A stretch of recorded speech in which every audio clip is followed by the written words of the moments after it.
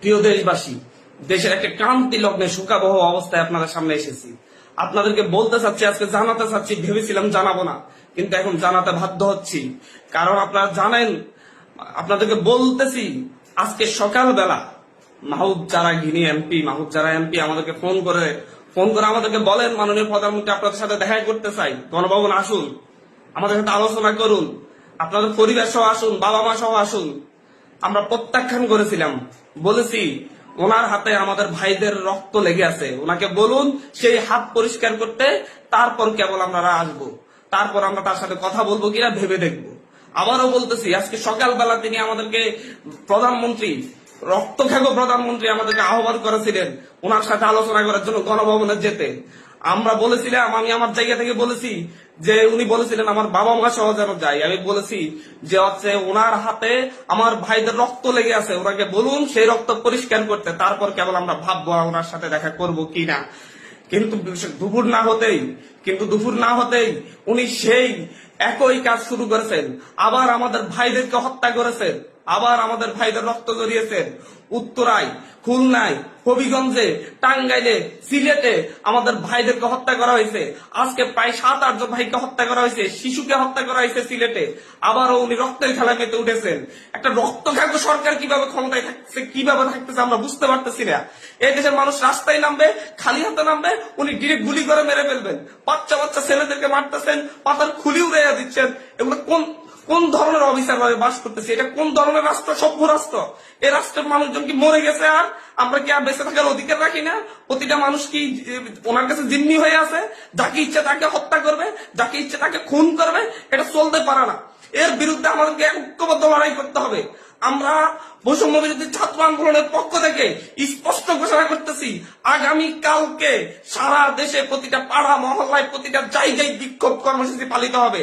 আর আগামী কালকের পরে পরশুদিন থেকে সর্বাত্মক অসহযোগ আন্দোলন পালিত হবে। সর্বাত্মক অসহযোগ, কোন ট্যাক্স দেওয়া হবে না এই সরকারকে, এই সরকারের অফিসে দেওয়া হবে না, কেউ তার অফিসে যাবে না, কেউ তার সরকারি বেসরকারি সকল অফিস বন্ধ থাকবে, সচিবালয় বন্ধ থাকবে, এভরিথিং বন্ধ থাকবে। গণভবনে কোনো বাস গাড়ি ঢুকবে না, বঙ্গভবনে কোনো গাড়ি ঢুকবে না, এভরিথিং অফ থাকবে। এবং সরকারকে সর্বাত্মক অসহযোগিতা করা হবে। কেউ ট্যাক্স দিবেন না, প্রয়োজন বিদ্যুৎ বিল দেওয়া যাবে না, গ্যাস বিল দেওয়া যাবে না, প্রয়োজনে কাঠে রান্না করা হবে, প্রয়োজনে প্রত্যেকে প্রয়োজনে মোমবাতি জ্বালানো হবে। তারপরে যদি বিদ্যুৎ চলে যায়, যদি বিদ্যুৎ লাইন কেটে দেয়, তাহলে আপনারা প্রত্যেকে মোমবাতি ব্যবহার করেন প্রয়োজনে। তারপরে এই সরকারকে কোনো সহযোগিতা করা হবে না, এটা খুনি সরকার। আমাদের ভাইদেরকে বারবার খুন করতেছে। আমাদের মুখে এক কথা বলে সকালে কান্নাকাটি করতেছিল যে হচ্ছে এই লাশগুলোর দায়কে নিবে, আর বিকেল না হতে আবার লাশ ফেলতেছে রাস্তায়। মানে দোমুখো সাপ। সকালে এক কথা বলে, বিকেলে আরেক কথা বলে। আমাদের সাথে বলেছিলাম যে আমাদের সাথে 14 তারিখ 15 তারিখে আমাদের সাথে বসেছিলেন, ওনার সাথে আলোচনা করবেন, কিন্তু তারপরে দেখা গেছে তারপর থেকে আমাদের ভাইদের উপর হামলা করা শুরু করছে। উনি একটা নৃশংসতা চালাচ্ছে বাংলাদেশে, কোন ভয়ঙ্কর একটা অবস্থা বাংলাদেশে বিরাজ করতেছে। ছেলেদেরকে, শিশুদেরকে, বাচ্চাদেরকে, মেয়েদেরকে হত্যা করতেছে। ছাত্রলীগ যুবলীগ গুলি নিয়ে রাস্তায় নামতেছে, ওরা সন্ত্রাসীদেরকে নিয়ে রাস্তায় নামিয়ে আমার ভাই বোনদেরকে হত্যা করেছে। আর বসে থাকা যায় না। আমরা সারা দেশের ছাত্র, নাগরিক, অভিভাবক যে অবস্থানে আছেন, মা বোন প্রত্যেককে বলবো, আগামীকাল থেকে আপনারা প্রত্যেকে রাজপথে থাকবেন, প্রত্যেকে প্রতিটা বাড়ি থেকে রাজপথে থাকবেন। আপনারা কেউ ঘরে বসে থাকবেন না, এটা আপনাদের দায়বদ্ধতা। আপনাদেরকে বলতেছি, প্রতিটা লাশের রক্তের প্রতি আপনাদের দায়বদ্ধতা আছে, প্রতিটা শহীদের রক্তের প্রতি আপনাদের দায়বদ্ধতা আছে। আমি সারা দেশের প্রত্যেকটা নাগরিককে বলবো, আপনার যদি একটু লজ্জিত হন, আপনি যদি এই বিচার চান, আপনি যদি এদের বিরুদ্ধে দাঁড়াতে চান, আপনি ঘরে থাকতে পারেন না। আপনার প্রত্যেককে রাস্তায় নেমে আসতে হবে। প্রতিটা সিঙ্গেল মানুষকে আপনি প্রয়োজন আপনার বিল্ডিং এর নিচে এসে অবস্থান করুন, বিল্ডিং এর সবাই মিলে, বিল্ডিং কমিটি, প্রতিটা ভবনের কমিটির আপনারা মিটিং ডাকুন, মিটিং ডেকে সিদ্ধান্ত নিন, সবাই একত্রিত হয়ে নামবেন। প্রতিটা মহল্লায় মহল্লায় আপনারা সিদ্ধান্ত নিন, আপনার প্রত্যেকে একত্রিত হয়ে নামবেন, রাস্তায় থাকবেন যতক্ষণ পর্যন্ত না এই রক্তখ্যাগো তার কাজ বন্ধ না করে এবং এই রক্তখ্যাগো যেন আর না থাকতে পারে। স্পষ্ট বার্তা। বারবার ছাত্রদেরকে হত্যা করবে, নাগরিকদেরকে হত্যা করবে, বারবার এই দেশের মানুষকে হত্যা করবে, আবার সেই ক্ষমতায় বসবে আমার ট্যাক্সের টাকায় গাড়িতে চলবে। যাদের ট্যাক্সের টাকা উনি গাড়িতে চলেন, সেই ট্যাক্সের টাকায় যে ট্যাক্স, সেই নাগরিকদেরকে হত্যা করবেন বারবার, এবং ক্ষমতায় বেশে উনারা ওনাদের মতো করে আবার হাস্যরস সৃষ্টি করবেন, নাটকবাজি করবেন, এটা আর চলতে দেয়া যাচ্ছে না, এটা আর চলতে দেয়া যাবে না। আপনাদেরকে বলতেছি এটা আর চলতে দেয়া যাবে না। প্রত্যেকে নিজ নিজ অবস্থান থেকে নেমে আসবেন। প্রতিটা ঘর মহল্লা, প্রতিটা পাড়া, প্রত্যেকটা মানুষ আপনারা রাস্তায় নামবেন।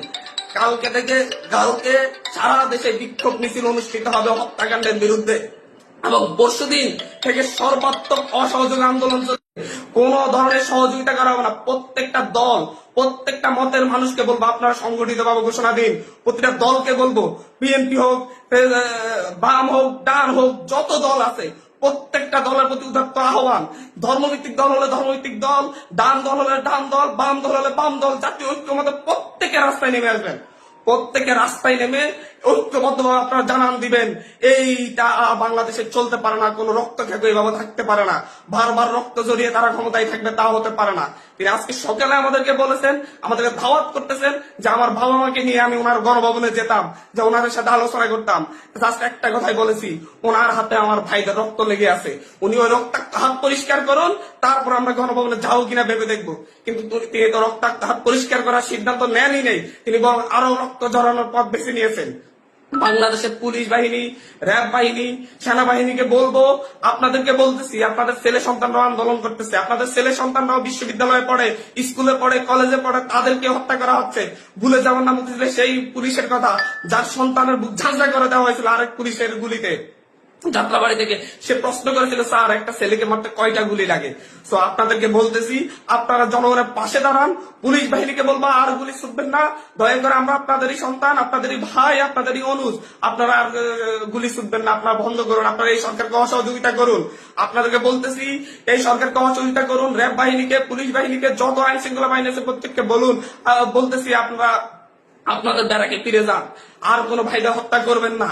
আমাদের আন্দোলন শান্তিপূর্ণ ছিল, শান্তিপূর্ণ থাকবে।